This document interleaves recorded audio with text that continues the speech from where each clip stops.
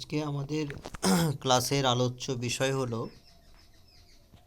উচ্চ মাধ্যমিকের 4th সেমিস্টারের তোমাদের 6 চ্যাপ্টারের 3 এবং 4 মার্কসের প্রশ্ন উত্তর পর্ব নিয়েই আমাদের আজকের ক্লাস।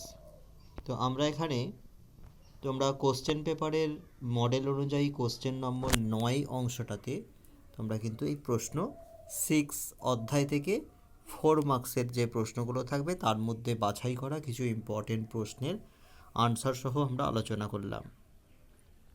প্রথম প্রশ্ন, কোন অবস্থার পরিপ্রেক্ষিতে ভারত ও পাকিস্তানের মধ্যে সিমলা চুক্তি 1972 খ্রিস্টাব্দে সম্পন্ন হয়েছিল? আচ্ছা, ভূমিকা। তোমরা কিভাবে লিখবে আনসারটা? ভারত ও পাকিস্তানের মধ্যে সম্পর্ক বারবারই উত্তেজনাপূর্ণ ছিল। বিশেষত 1971 সালের ভারত পাকিস্তান যুদ্ধ দক্ষিণ এশিয়ার রাজনৈতিক পরিস্থিতিকে আমূল পরিবর্তন করে দেয়। এই যুদ্ধের পর দুই দেশের মধ্যে শান্তি ও স্থিতিশীলতা ফিরিয়ে আনার প্রয়োজনীয়তা গভীরভাবে অনুভূত হয়। এই প্রেক্ষাপটেই ভারত ও পাকিস্তানের মধ্যে সিমলা চুক্তি 1972 খ্রিস্টাব্দে সম্পন্ন হয়। ঠিক আছে। অবস্থার পরিপ্রেক্ষিত,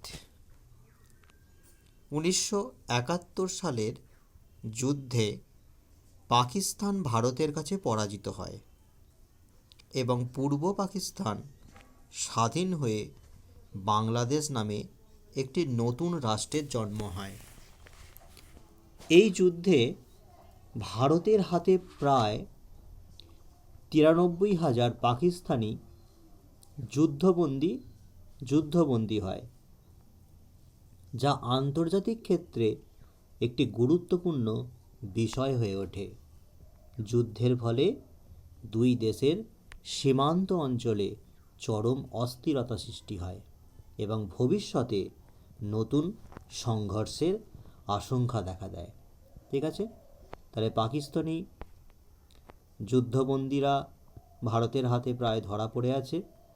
আন্তর্জাতিক পরিস্থিতি এবং দুই অঞ্চলের যে সীমানা সেক্ষেত্রে চরম অস্থির হয়ে ওঠে। সেই অবস্থার পরিপ্রেক্ষিতেই কিন্তু 1972 সালে ভারত ও পাকিস্তানের মধ্যে সিমলা চুক্তি সম্পন্ন হয়েছিল। এই অবস্থায় উভয় দেশেই যুদ্ধোত্তর সমস্যা সমাধান, সীমান্তে শান্তি বজায় রাখা এবং কূটনৈতিক সম্পর্ক স্বাভাবিক করার প্রয়োজন অনুভব করে। এটা দুটো দেশের মধ্যেই একটা পরিস্থিতি তৈরি হয়।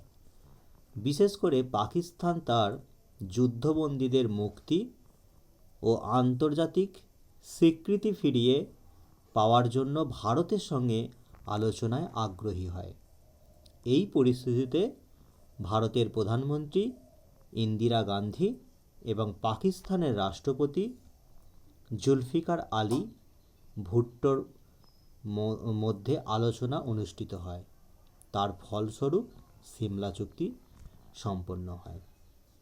উপসংহার, পরিশেষে বলা যায় 1971 সালের যুদ্ধ পরবর্তী অস্থির পরিস্থিতি, বাংলাদেশ রাষ্ট্রের সৃষ্টি এবং ভারত পাকিস্তানের মধ্যে শান্তি ও স্বাভাবিক সম্পর্ক পুনঃপ্রতিষ্ঠার প্রয়োজন থেকেই সিমলা চুক্তি স্বাক্ষরিত হয়।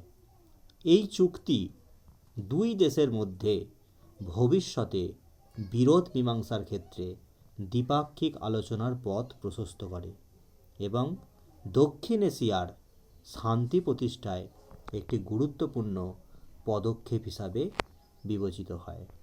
তাহলে আমরা আজকে 3 মার্কসের মতো একটা প্রশ্নের উত্তর আলোচনা করলাম। এটা তোমাদের দ্বাদশ শ্রেণীর ইতিহাসের চ্যাপ্টার 6 থেকে এই আনসারটি কিন্তু রয়েছে এবং এটা খুবই গুরুত্বপূর্ণ একটি প্রশ্ন।